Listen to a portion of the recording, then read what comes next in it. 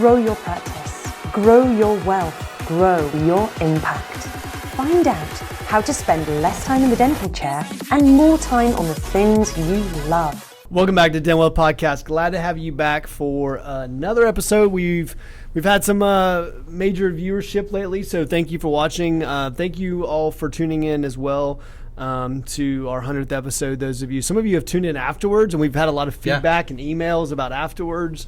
So thank you again. I sat down with Matthew this morning. I said, hey, what's your list? And so I threw some ideas. He threw some ideas. And so I ultimately just said, Matthew, just tell me what you want to talk about and we'll talk Stole about the it. show once again. So, and we got some good questions that came through too, but go ahead and give me what you wanted to talk about. So as of lately, surprise me. We have a lot of doctors that they get to a point. So as you guys know, they call in Title Leadership. I have a conversation with them, and they're trying to get to the next step, and they think the way to get to the next step is by, doing sleep apnea or sedation dentistry or holistic or a spa.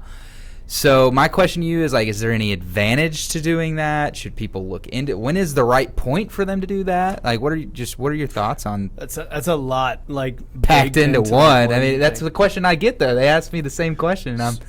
So let's unbundle that a little bit. So the question, the last part of your question was, when should I decide that? Well, it's called inception, right? So there's this idea, and by the way, there's this thought that's head in marketplace, which is you might have an idea in your head, but the marketplace might rear up and smack you in the face, right? And tell you it doesn't want it. I think what's leading to your question, which is what the biggest concerns is, and I'm going to be honest with you, and this is a little bit I'll try to keep my emotional stability in place when I answer this, because I get pissed off is the honest truth, because there's a lot of sleep medicine companies and that are preying on individuals who have run a crappy business for a long time, and I'm being honest. I mean that's about as honest as I can be. People that didn't know how to run a dental practice, aren't successful, aren't doing well, and are hanging on to the point where they're barely hanging on to their business, and some sleep dentistry company comes up and says, you should take out a loan for $250,000 so that you can, because we're going to flood you with patients. Well, I've never seen it work. Never, ever seen that happen. Because what ends up happening is they're almost preying on, and I say preying because I do believe that. I believe it's preying. You should know when, ethically speaking, when somebody shouldn't be buying your product or service. You should know when they should and when they shouldn't. And so the idea that we're going to change our entire business model, by the way, is what you're doing. You're going to change your entire business model to go focus on some scheme or something that, by the way, if you don't have enough patients to do. Now, look, there's nothing wrong with sleep dentistry. There's nothing wrong with being holistic. There's nothing wrong with, by the way, you can make a lot of money in sleep dentistry, don't get me wrong. Mm-hmm. And I'm not beating up on sleep dentistry. I'm not beating up on any formal business strategy. It's just a time and a place to know your clientele. But I'm saying that, look, when you go into it, let's just say that you started a dental practice tomorrow and you said, I'm going to go into sleep dentistry, and my model is going to be, working with people in the medical community and working to get referrals, and I'm going to stay away from these types of procedures, but I'm going to push these types of procedures. My marketing is going to be such that I'm focusing on that market. So from the very beginning, we start a company and we say that's what our model is going to be, right? So we have a business plan. Mm-hmm. We create pro formas based on cash flows around that. We look at strategic direction. We look at how much capital it's going to take, how much the marketing investment. By the way, it's a higher marketing investment for that market. Mm-hmm. We start to create a strategy around it, and then we have capital, and then we utilize that capital to then build out that strategy. Now, ultimately speaking, the marketplace will tell you, I said, if it's going to work or not. Yeah. And by the way, I was reading a thing not too long ago, venture capital. So people who are venture capitalists, and this is what I read, that 9 out of 10 will fail, right? But that 10th, you're hoping is Google, right? Yeah. Mm-hmm. And you're hoping that it's the Apple. You're hoping that it's PayPal. You're hoping it's somebody that takes off and you put your money in the right bucket, right? Or Amazon or whomever. Mm-hmm. So, my point of saying that is that when you're coming up with a new concept, there's a high likelihood that the marketplace won't accept it. Yeah. If the market place accepted all. By the way, venture capital is not going to put their money into a bad business model. It just might not work. Yeah. Now, why do I bring that into a dentistry conversation? I'm saying that you might have this idea for a dental office. We know what does work, right? Yeah. We know bread and butter dentistry works. We know we have a model around it. We know we have statistical numbers on it. If you're going to create your own hybrid or some other kind of model or spa dentistry, then you got to understand there's a risk. There's a higher risk because of the fact that you're kind of going outside the realm. Now, I'm not against it, but you better build one hell of a business model around it and then insulate yourself from those uncertainties. So the idea of a business who's failing in general dentistry, by the way, general dentistry is about as safe as you can be in the United States of America. I mean, you're talking 30 to 50% profit margins, which insulate you against ignorance. And I don't mean that in a disrespectful way or calling anyone ignorant. I'm saying that not understanding business principles, not understanding marketing principles. They didn't go to school for it. So, Right. I mean, ignorance around business concepts. And like I said, I don't mean that disrespectfully. I just mean that, there's not understanding how to run a really great business. And you can do, on a 30% margin, you can make a lot of mistakes and get away with it. Yeah. You have insurance companies that you can sign up for, and they just send you patients. I mean, that doesn't really happen in most of any business, right? Yeah. You don't just get customers, patients in this case, but customers showing up to your doorstep. Yeah, you're not like outbound sales, like trying to. That's right. You're not like cold calling. Yeah. Because trust me, if doctors had a cold call to get patients, most dental offices wouldn't make it a month or two, right?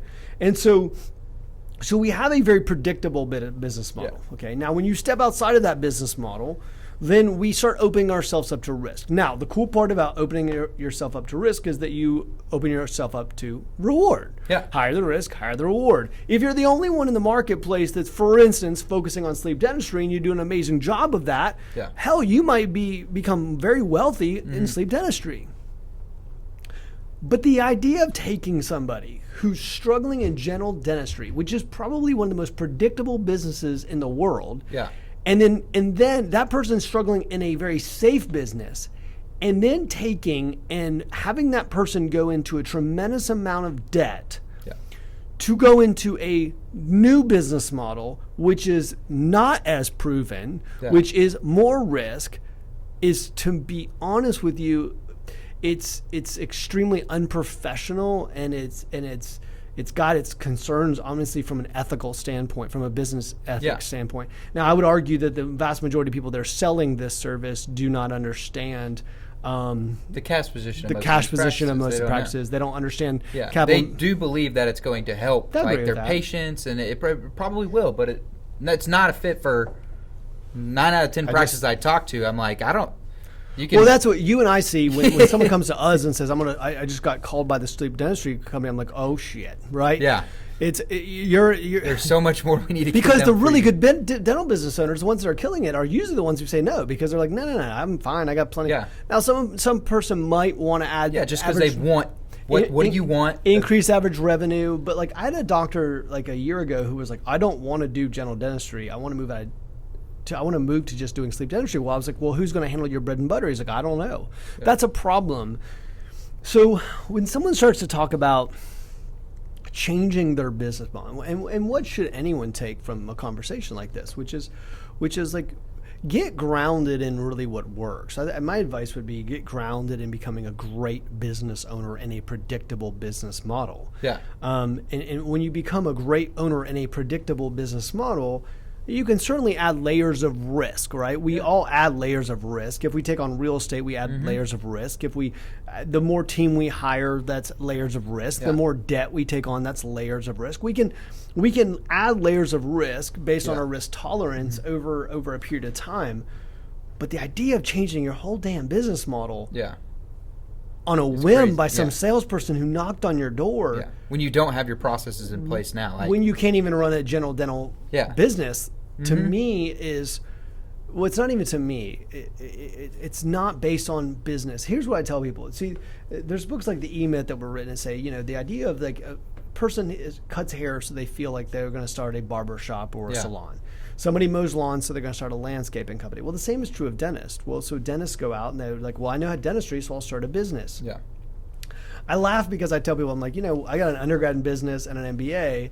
We didn't do Jenga all day. Yeah. Like, I mean, we weren't playing like Monopoly. Like, there's actually like a science to this, right? Yeah. I mean, if you go back I put basically 6 years into business education. Yeah. We were actually doing real stuff. I mean, there was actually like courses and stuff, right? So my point of that is to say that business is a science. Yeah.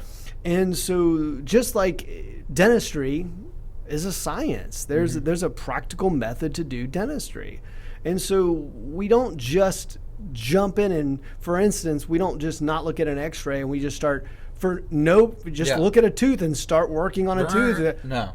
No, of course we don't. We do examinations, we do x-rays, we might take, a cone beam, we might, other ways, diagnostic tool, and then we make decisions around. I mean, we don't just jump in and move the model. Yeah. We don't just jump into a patient's mouth and go, well, he said number 9 was hurting, so I'll work on. It'd be the same thing as like a $600,000 practice, basically buying another location because they thought they would double their patient base.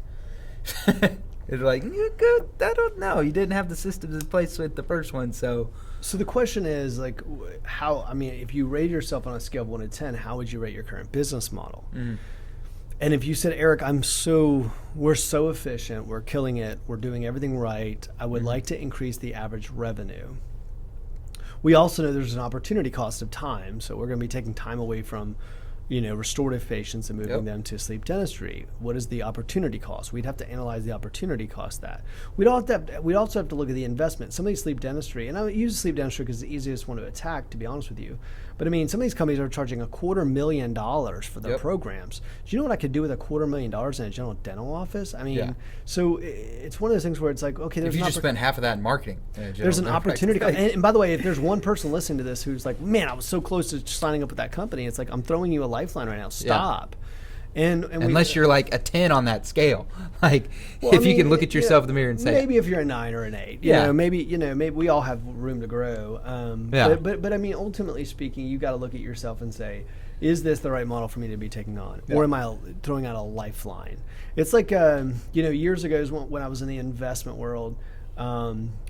People would always leave the investment firm and they would go to another firm because they would blame the firm and they would say it was the firm's fault in the firm's program. And I was like, no, it's not. It's you. And they would think that they were going to another firm. So they would tell themselves that if I left this investment firm, I'll go to, so this is investment firm A, we'll move to investment firm B. And at that investment firm, then I'll be successful. But they never were. They would get to investment B, and then I would follow them on LinkedIn, and then you would see them on C, D, and then later on they were doing a completely different career, right? Yeah. You could see the trajectory. You could see what was happening. If at A, they have tremendous training and support, and you can't be successful there, what makes you think it will be? The only difference between A and B is the standards are different, right? At B, typically you had lower standards than A. And so therefore they would go, well, I'll go to B because they won't be so hard on me. Well, there's a reason they were hard on you in A, because they wanted you to be successful. And at B, so ultimately speaking, that person fails out of the career. By the way, 95% failure rate. But dentistry is the same way. It's what ends up happening is someone not succeeding in model A. And so then ultimately they're like, well, what is B hold? Maybe what is this shiny diamond that I can maybe attack? B is, and by the way, I get it. I get the people wanting to latch on to something that might help them. But what they should latch on is to sound business principles. What they should latch on to is leadership, because most of the people that are struggling in dental, I will say this very, very, very firmly, most of the people that are struggling in dental has nothing to do with their business acumen and everything to do with their leadership. Everything. And the first thing would be humble, hungry, and smart. Most of them are not humble. You know that. They think they got it all figured out. They're not hungry. They say they're hungry, but they're not. They blame everything on their team. You and I both know it. You hear the phone calls. So Staff is the biggest issue. They blame the team. They blame everybody else, but they don't blame themselves, which is I go back down to leadership. They're the problem. That's why this is tower leadership and not tower management. They're the problem. And if that person goes back and works on leadership, they'll find actually that they'll start getting the team to get excited. Yeah. They'll start creating a vision. They'll start creating resources. Revenues start going up. It's interesting because I could take that person, and why I didn't create a management company, I called it create a leadership company, is because I can take that person and give them sound business principles. Yeah. But if they're a crappy leader, it's not going to go very far. It's I mean, and in fact, I mean, it'll fall apart like no time because nobody will listen to that person anyhow because they're not somebody that they want to follow. Yeah. So I would say that if someone's listening to this and they're questioning changing their business model from a predictable one to a non-predictable one, stop. Yeah. 2, analyze your leadership. Analyze your leadership. Anyone listening to this should analyze their leadership because that's what it's about. It's about leadership and looking at saying, how can I become a better leader? Yeah. How do I have the processes in place? Because I think people just, like you said, they're looking for a lifeline almost, and they're like calling around. They'll say, this is my 6th person I've talked to, and I'm looking at doing this, and I'm like, all right. Now, once did you ever say like you were the issue? You blame the staff. You did all this. Like, there comes to a point where you just need to sit down and say, all right, how do I get my business to a place that if I wanted to go do all these other cool things, I can? It's always you. Yeah. I mean, that's a fact. It's always you. Yeah. You're always the problem. Mm-hmm. And if you just turn it around, they won't listen. You can just turn that back around and say, I won't listen. Yeah. Right. The thing is, they're probably telling you the problem and you won't listen, right? And they won't listen to me. I won't listen to them. Like, turn that back around on you. Yeah. Because ultimately speaking, when someone says to me, like, I just have a horrible team, that's who they're attracting because it's who they've become as a leader. And so what we do is go turn that back around and say, look, as a leader, though, where can you become better? Where can you excel? What do you need to work on? And I challenge people on that is that it's typically them. You and I both know when they call in, as soon as they tell you, Yep. I've got a crappy team, like, Instantly. Matthew, think about that for a second. Let's go back to that question. So if Yeah. I ask you right now, like if someone calls in to Tower Leadership, says, I was interested in Tower Leadership Services, and they said, I've got a really crappy team. Tell me about that person. Like, tell me about their office. Like, tell me about it. Their office is probably doing, for the past, 4 years, 5 years, $700,000. They can't. Probably on the high side. Yeah, I mean, on the high side, they're doing that, but they can't seem to figure out, like, their office manager keeps leaving or their hygienist keeps leaving, but they always say that they kind of are a little bit of a micromanager, a little bit, but they want to let them have the freedom, but they don't want to let go of that because they have a high standard on things. And they're basically call me and they say, this is like the 6th person that I've reached out to. I've done a lot of consulting in the past, and I don't know if they just didn't give me the things I needed or It's somebody else's problem. Yeah, it's always, they always deflect to something else instead of saying, I'm waiting for the day someone reaches out and says, I've tried, I can't figure it out. I think I'm the issue. I'm having problems with the team. I don't know if I'm a great leadership, and that's how you grow. And those are the ones that I'm like, you're perfect. The best ones we work with, even at 3-4 locations, $5 million plus are always saying, like, I'm the problem. I need to get better. Yep. I haven't done a good job here. I haven't done a good job there. My collections isn't where it should be. Those are the people the people that are humble. Yep. And are hungry and emotionally smart are the ones that are successful. They're the ones who are saying, look, I'm not where I need to be. I know Tower Leadership can help me, so help me out. The people that are we now we've moved on this conversation from like sleep dentistry to like leadership, but I think it's ultimately the truth is that stop focusing so much on changing your business model. Start focusing on you. Where do I start focusing? Realize you're the problem. Everything good and bad has happened because of you. Because of you, yeah. Right? And ultimately, whether people are successful or not successful is because of you. And if people are leaving, it's because of you. And if people are saying it's because of you.